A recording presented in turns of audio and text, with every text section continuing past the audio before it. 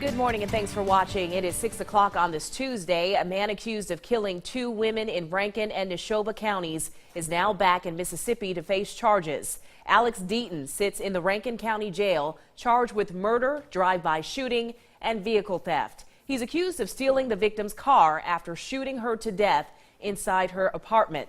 Investigators say he also shot a jogger in the Castle Woods neighborhood and then drove to Neshoba County, where he shot and killed 69-year-old Brenda Pinter inside a church. He was arrested on March 1st in Kansas after committing several other crimes, including attempted murder and kidnapping two joggers in New Mexico.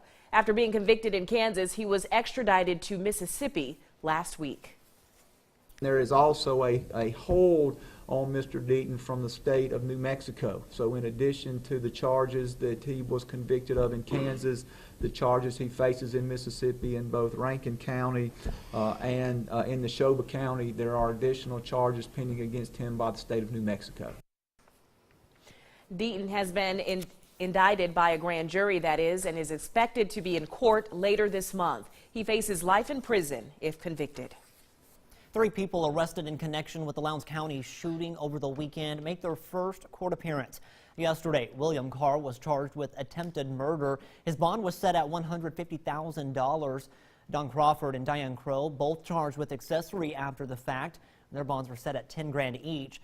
Lowndes County investigators say the shooting happened Saturday night at 192 Center Street in New Hope. Deputies say witnesses and the victim were able to identify a suspect.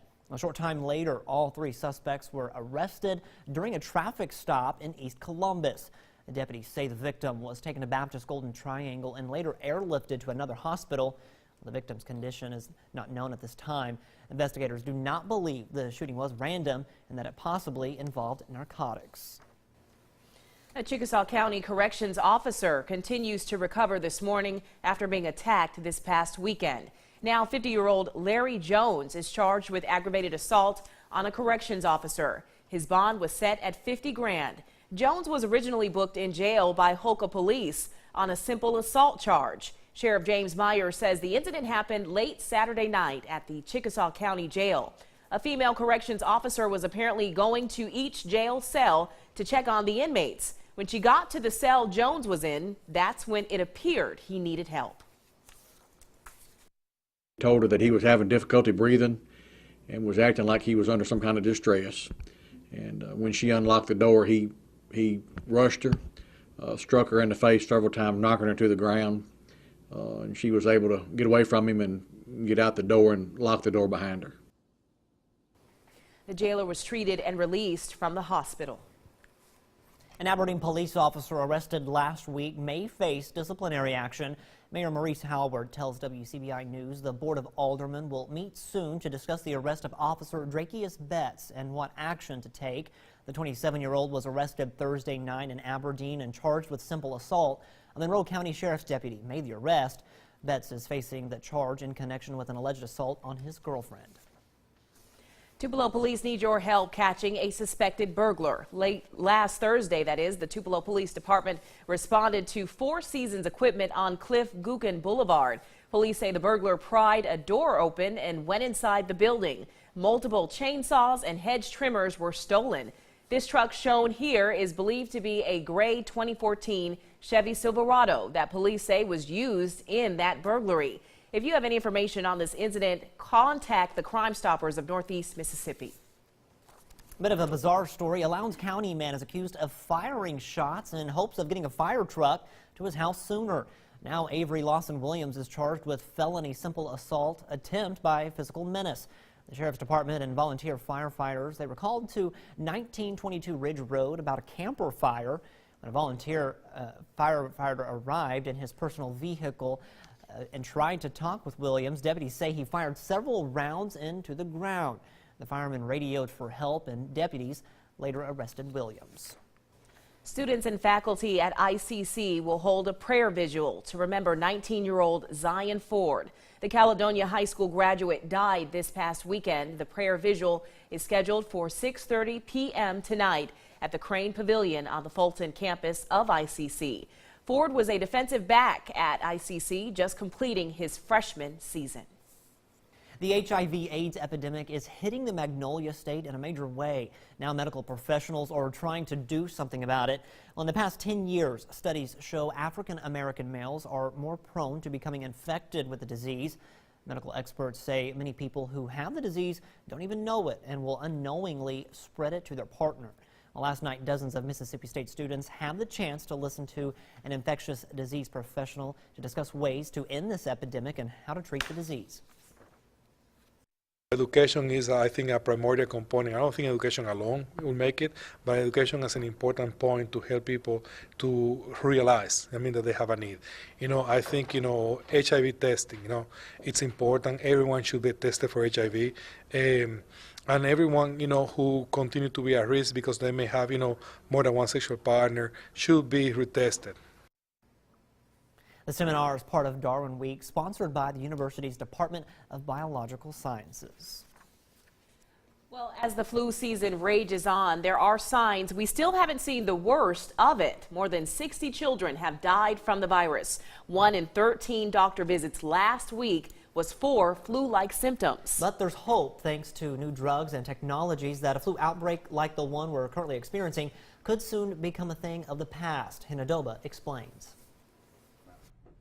With the CDC reporting 1 in 10 deaths in the U.S. is currently due to influenza or pneumonia, tragic stories are a nearly daily occurrence. Among the latest victims, a 5-year-old girl from Brooklyn.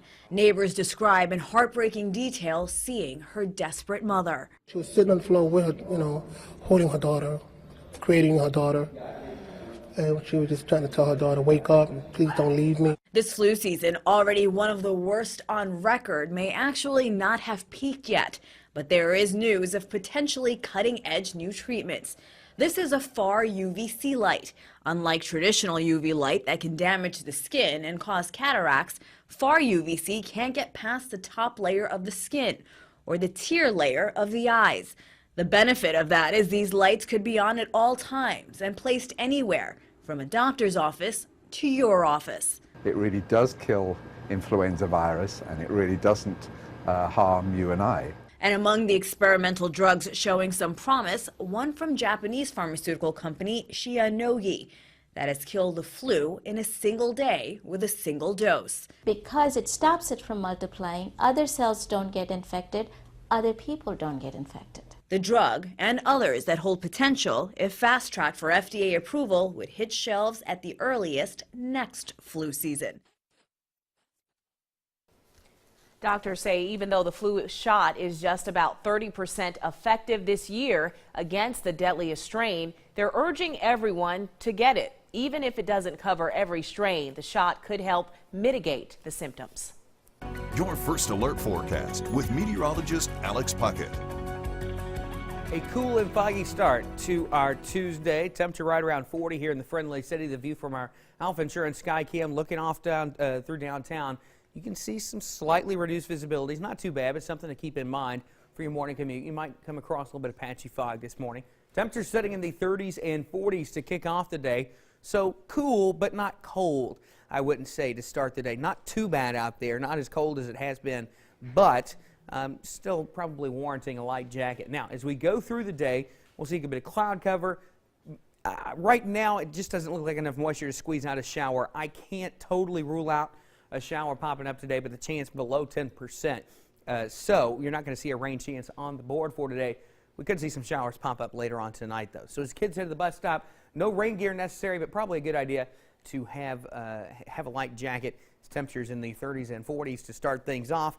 But we will see temperatures climb through the day into the upper 40s by the lunch hour. And by the time the last bell rings in the school day, looks like we should be in the low 50s. But we do have more rain coming later on this week. I'll have more on that coming up in a few minutes. Kind of liking the milder temperatures. Me too. Yeah, well, a little bit. What I call mild. Anyway. Well, it's gonna get kind of warm actually as we head through the rest of the week. So we've got some 70s in the 7-day forecast. I'm thinking sleeveless 70s. I like it. Thursday. Sleeveless. Sleeveless, but you might want to have the umbrella. I'm not going to remember all that. No, just kidding. I will try. I will put it by the door, Alex. Time now to look at your responses for the Mississippi Peanut Supply question of the day. What advice or words of encouragement do you have for single people this Valentine's Day? Let's see. Chris Jackson says, stay single until you're actually ready for a relationship. Whoa, That's deep. Very That's deep. good advice. Let's see. Felicia Renee says, it's just another day that the Lord has made. Love and treat yourself every day. Every day. Every day, not just V-Day. Amanda Walker says, eat chocolate all to yourself. Ooh, I like that. I like that too. Give me all the chocolate. Ooh, man. Etta Williams says, celebrate. Relationships are a lot of work. They are a lot of work. That's what I hear. I saw a funny video on Facebook yesterday, and it was the classic sort of the husband is told by the wife, no, we're not doing anything special for Valentine's Day. And of course, she walks in and she gives him a gift. And they have like a fake courtroom thing. He's found guilty. Oh, man. You gotta have like the gift. that. Have the gift, even if you've decided not to have the gift. That's the message for the guys out there. You'll be in trouble. That's right. More Sunrise up next.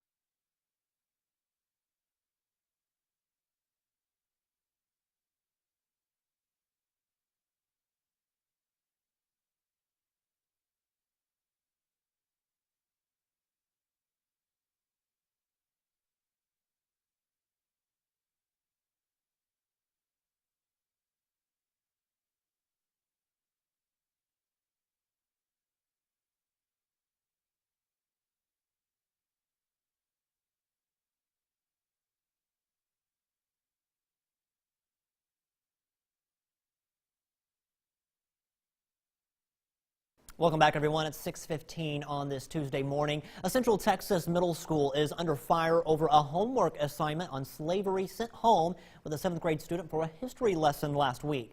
The school met with the mom and says the assignment was approved by the Texas Education Agency. CBS Austin's Raven Ambers has the story. I get maybe they thought it would be empathetic or whatever.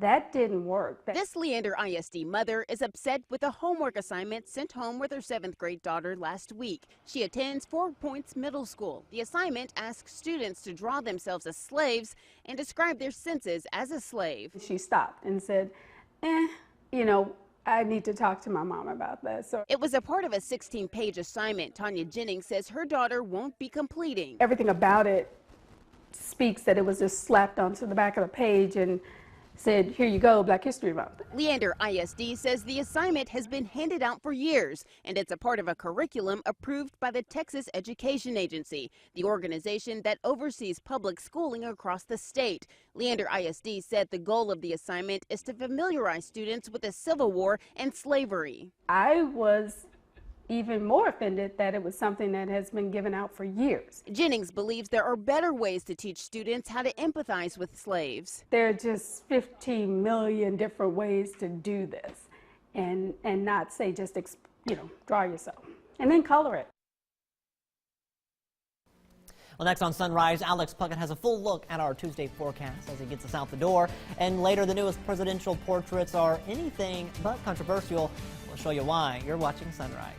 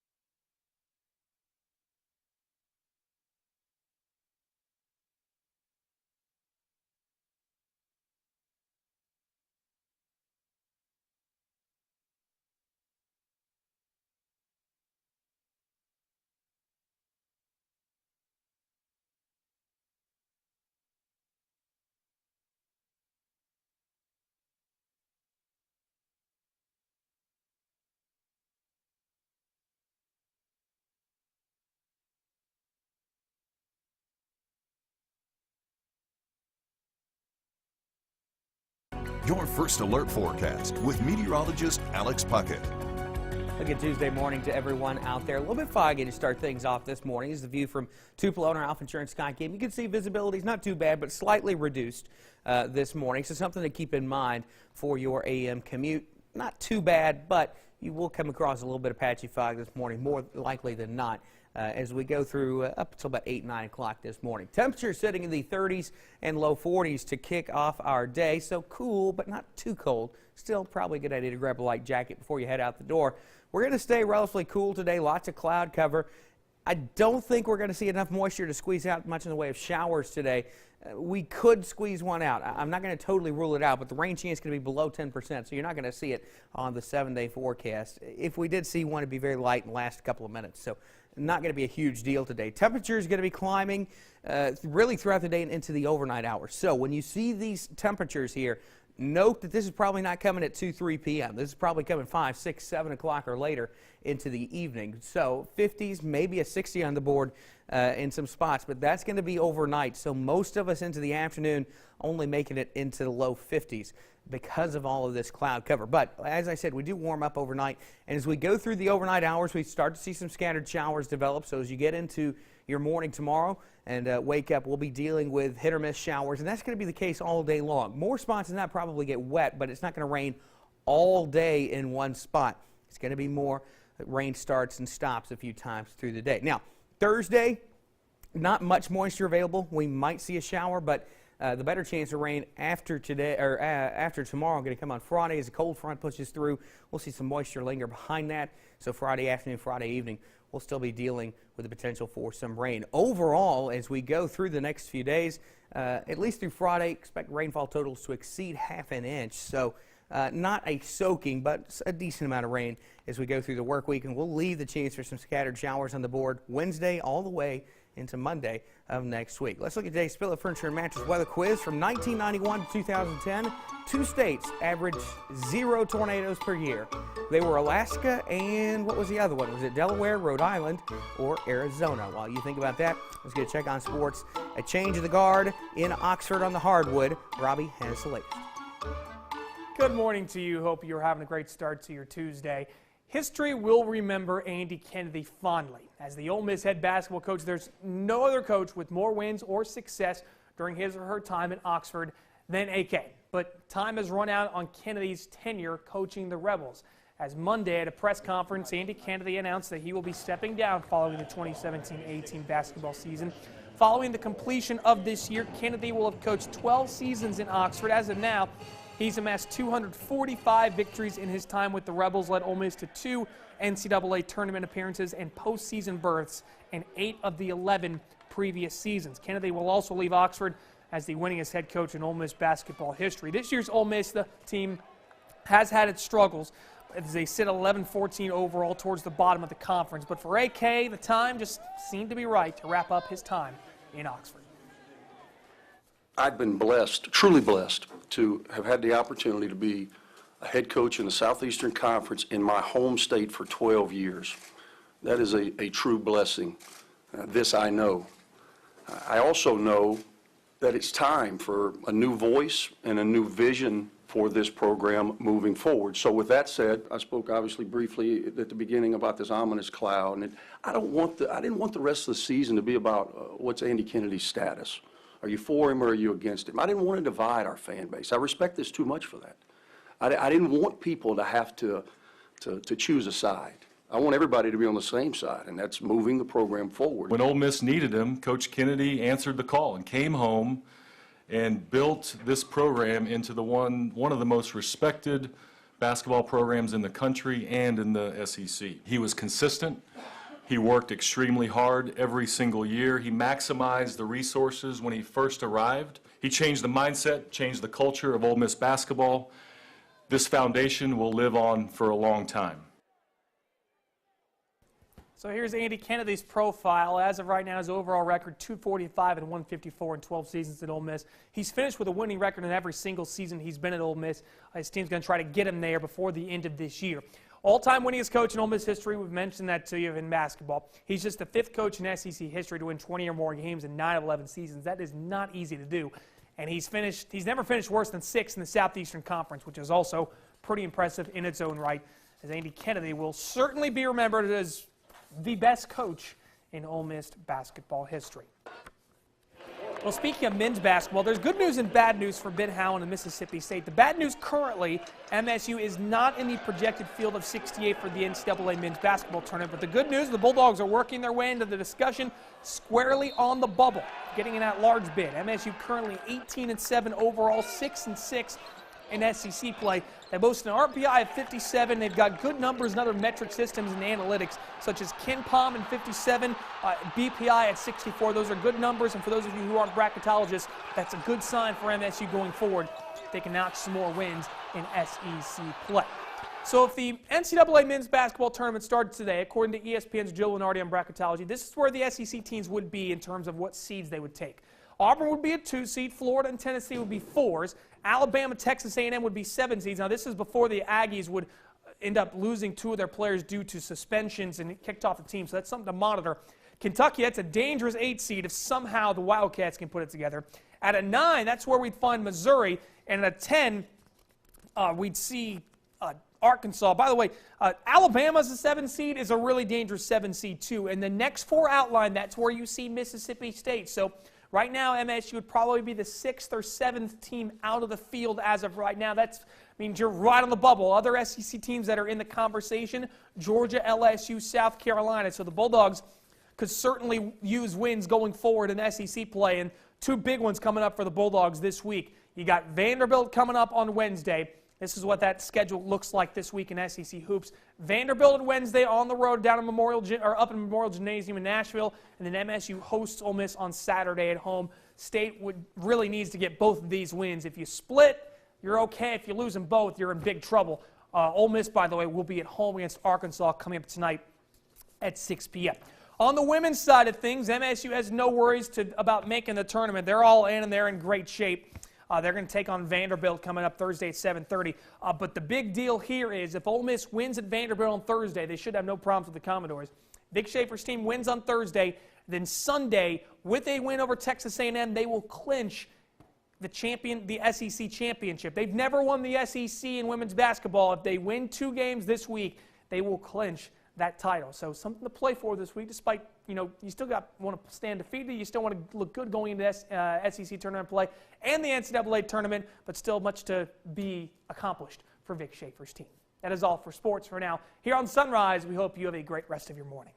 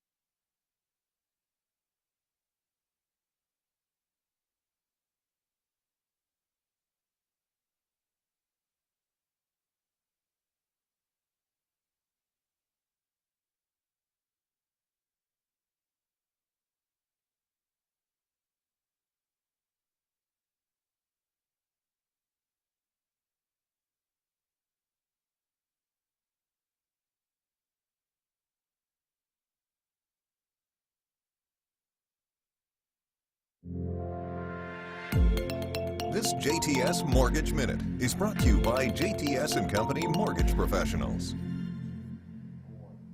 Hey, good morning. I'm Jeff Farnham. Have you been thinking about buying a home but are hearing that rates are rising? There's been a lot of movement with interest rates lately, so I wanted to give you an update on what we're seeing and what it means to the potential home buyers in the market. The short answer is don't panic. The 30-year fixed rate mortgage is up over 1/4 percentage point from the first week of the year. 30-year fixed mortgage rates have increased for 4 consecutive weeks and are now slightly above where they were last year at this time.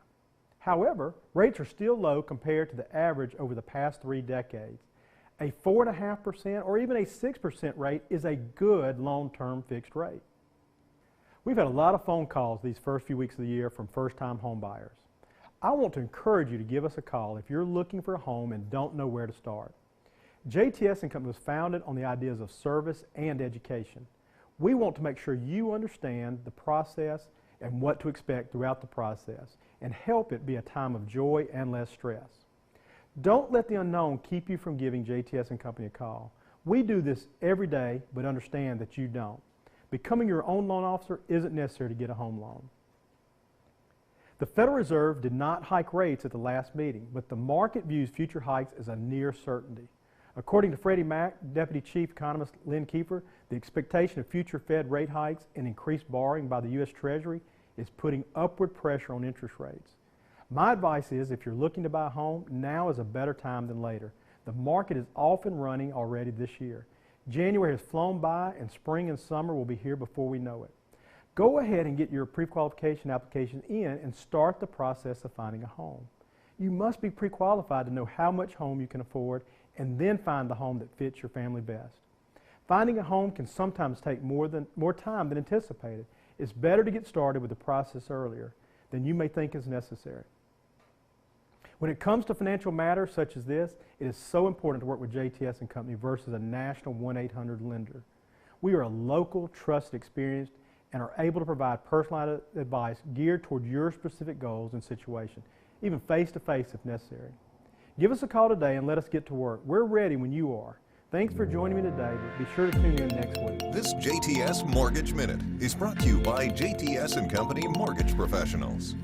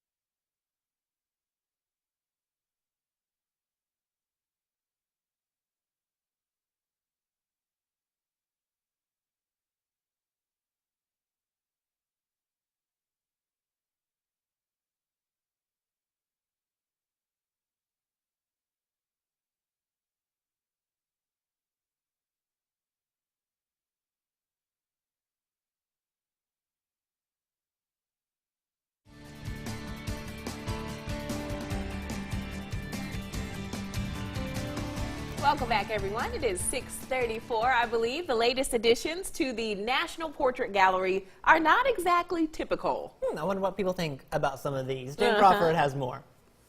This is what you think about when you think presidential portraits. There's a theme to presidential portraits, mostly old, formal, white. That changed today with the portrait unveiling of the 44th president. Oh, yeah!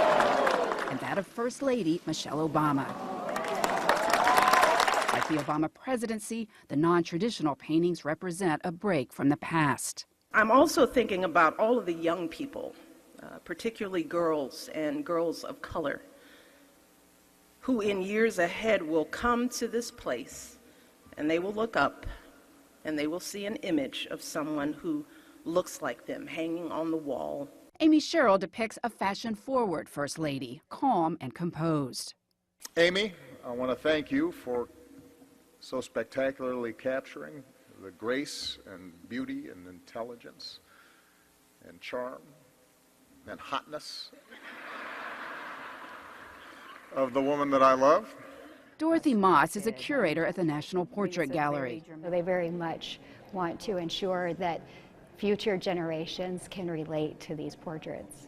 For Mr. Obama, Kehinde Wiley portrayed an accessible, focused president with references to his life in the background.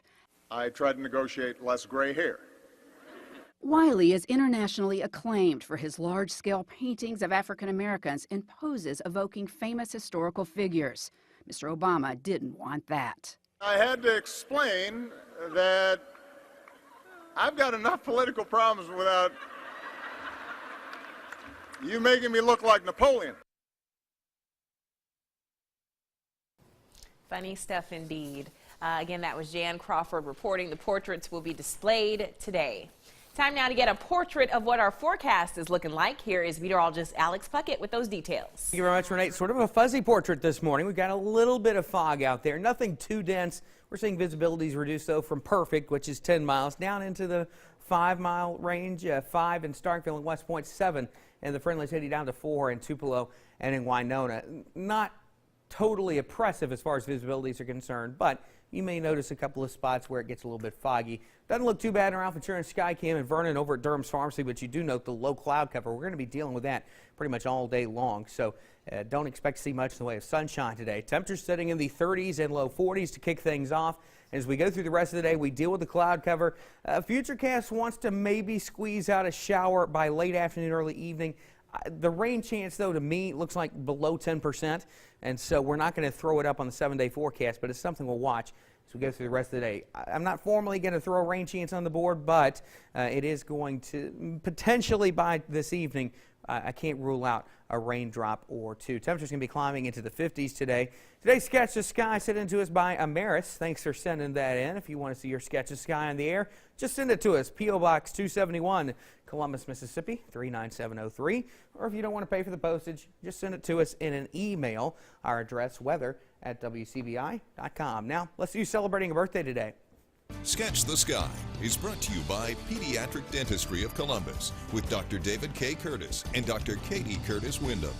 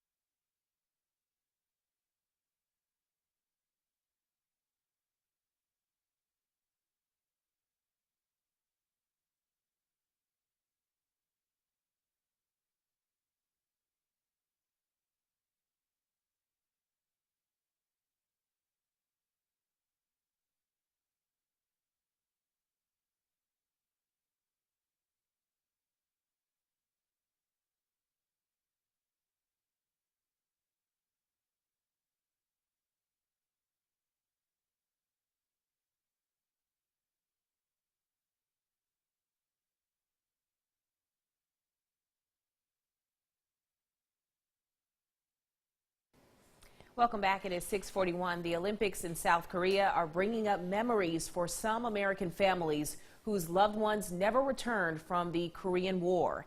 An estimated 7,700 soldiers and Marines remain missing from the war that ended in 1953. Donna Jacobson is in Hongseong, South Korea, with the story of one soldier who is finally home. The remains of Private First Class Walter Piper arrived home in the U.S. last summer, more than 60 years after he was captured during the Korean War. None of it really was that awe-inspiring until you see that casket come off the plane. And everybody stops on the tarmac. Everybody stops what they're doing. Everybody stands at attention. Sherry Bum is Piper's niece. She never met her uncle, but she was the first relative located when his remains were positively identified. My office phone rings and I pick it up and there's a woman on the phone and she says to me, "Is this Sherry Bum?" And I said, "Yes." And she said, "We've been looking for you." It was former Marine Ralph Delaney who spearheaded the drive to bring Piper home. He grew up in the same New Jersey town as Piper. It means a lot to him.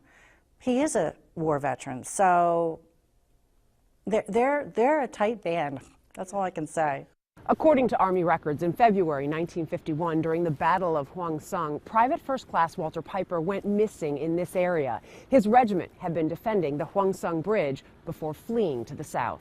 Kelly McKeague runs the government agency dedicated to finding missing service members. He says the search to find MIAs will never end. We think this defines us as a nation, that here we are as a United States government, still searching for, still finding, still recovering. For Walter Piper's family, the government's determination paid off. He needs to be home. He needs to be with his family. He needs to be someplace where people can honor him and respect him. They now have a place to pay tribute to a man who made the ultimate sacrifice for his nation. Now, in 1991, North Korea turned over the remains of over 400 soldiers mixed together in 208 caskets. It took the military more than 20 years to positively identify Walter Piper. Time now to go to a commercial break, but Alex has a full look at our forecast after this.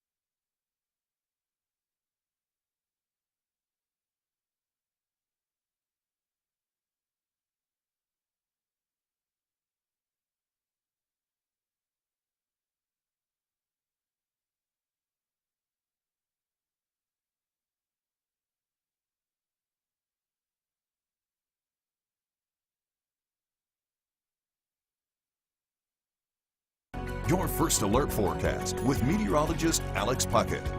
A little foggy out there this morning. This is a view from Tupelo and our Alpha Insurance Sky Cam. Not too bad. You can see not a huge issue. You can see well down the road in our Alpha Insurance Sky Cam here, but you do see some slightly reduced visibility, something to keep in mind as you hit the road this morning. Temperature sitting in the 30s and 40s, so cool but not bone-chillingly cold to start the day, so not nearly as bad as it has been the past couple of mornings. Now, we're going to see a good bit of cloud cover today. Futurecast wants to, as we get into the afternoon, maybe squeeze out a shower. It's not impossible, but the rain chance today going to be below 10%. I'm not going to rule out any one spot seeing a raindrop or two, but because that rain chance is just so low today, I'm going to keep it off of the 7-day forecast as we go through the day. We're going to go back here to the Tupelo forecast, the Tupelo region forecast, and I want to note a caveat with these temperatures. You see upper 50s, low 60s. You think it's going to be a nice, mild day, but these numbers are going to be popping up into the evening hours, okay? Temperature's going to continue to climb after sunset, so really for the afternoon, we're talking more like low to mid 50s. So perhaps the numbers that were coming in the Golden Triangle and West Alabama area a little bit more relatable to what we're going to be feeling like in the afternoon. But even then, temperature's going to be slow to climb today. Now, overnight, that's when we start to see the potential for a couple of showers popping up. So by 6 a.m. tomorrow, we're dealing with scattered showers. We're going to see those through the day. It's not going to be a total washout all day long, but more spots than not, you're going to see rain at some point. Now, Thursday's sort of our in-between day between two systems. Relatively dry, but still a shower or two going to pop up most likely. Now, as we head into Friday, more widespread rain pushing through along and behind this cold front. And then as we head into the weekend, we'll see a little bit more rain move in as well. Again, none of these days look like a total washout or soaking, but the best chances for rain are going to come Wednesday and Friday. That's when I suspect more spots tonight are going to get wet. Outside of those days, the potential for a few scattered showers, but not quite as much rain as we expect on Wednesday and Friday. Let's answer today's Spiller Furniture and Mattress Weather Quiz. From 1991 to 2010, two states averaged 0 tornadoes per year. They were Alaska and, you got to think small with this one, Rhode Island averaged 0 tornadoes per year. Having said that, tornado has occurred in all 50 states at some point, so we know it's possible anywhere in the United States. Don't go anywhere. We got more Sunrise after this, but first, a furry friend that needs a forever home.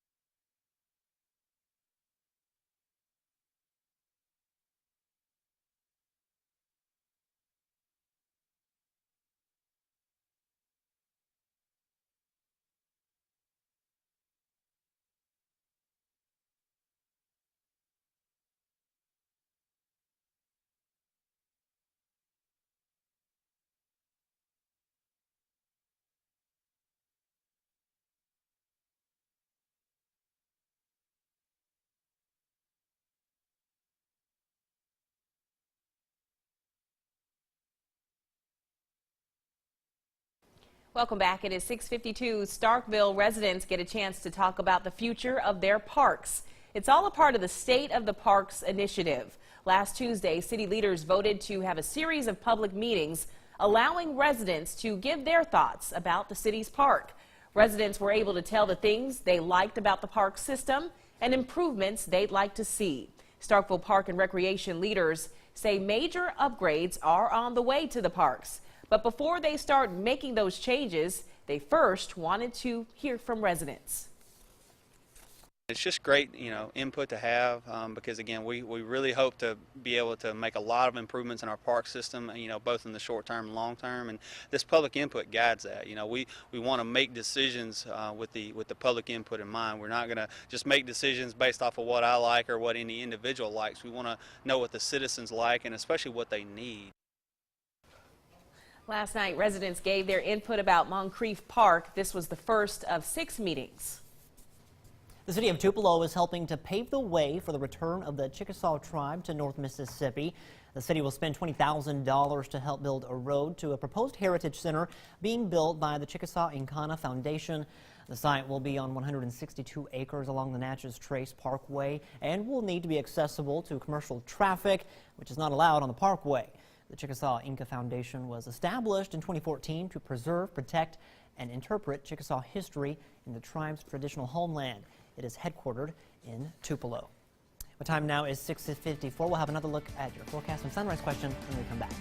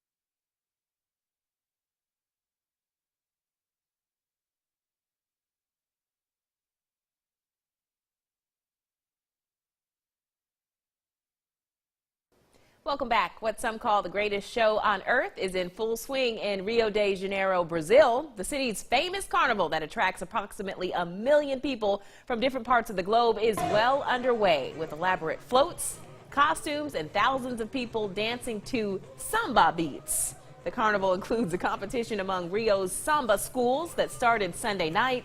Large crowds filled what's known as Sambodromo. I like saying that word. An arena built just for that purpose. Each samba school has 80 minutes to put on a show that's judged in 10 separate categories. The best one is picked by 40 judges who look into the costumes, music, and the overall theme. The carnival wraps up this week. Pretty cool. 80 minutes? Yeah. 80 minutes? That's a long show. That's a long show. Good thing we don't know about an 80-minute show, or do we? Well, we're not dancing in costumes though. This is true. We are seated. Fun. Well, yeah, we don't dance a whole 80 minutes, but sometimes we do. We do a little dancing in here. We do a little dancing. Not quite stiff like that, but just kidding. I'm just so kidding. You gotta keep it acceptable. Yeah, you're just trying to be conservative with it. I get it. Yeah. Doesn't want to shake it all about. Okay, time now to let loose and look at your responses for the Mississippi Peanut Supply question of the day. We are asking this morning, what advice or words of encouragement do you have for those single people out there on Valentine's Day? We got a few comments over on our Facebook page. I decided to chime in. And so you just gotta wait until all the candy's on sale Thursday and stock up, right? Oh, that's genius. That's the way to go. I mean, talk about treat yourself because it's on sale, so you can, stock up. Budget too. Get those pink and red M&Ms. It would be fiscally responsible of you. Felicia Renee says it's just another day. Treat yourself. Teresa Thompson, I'm single, so I'm treating myself with strawberries and chocolate-covered. Chocolate-covered strawberries. That sounds amazing. Etta Williams, celebrate relationships are a lot of work. Let's see, Regina O'Neill, it's just another day. Love yourself daily, take yourself out. And remember, some people who have someone just may need to be as smart as you and wait on the one meant for them. Ooh, she just gave us a bunch of advice there. Yeah. Good deal. Amanda Walker, eat chocolate all to yourself. Brenda Jean Golden, remember God loves you. When the time comes, he will send someone your way. I like what Regina O'Neill says, love yourself daily. That's an important thing we just all should realize. We should, we just need to love ourselves every day. And in the words of, I'm going to say it, in the words of RuPaul.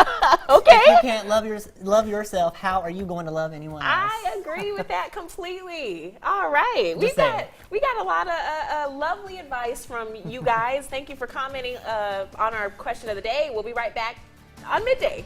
See you then.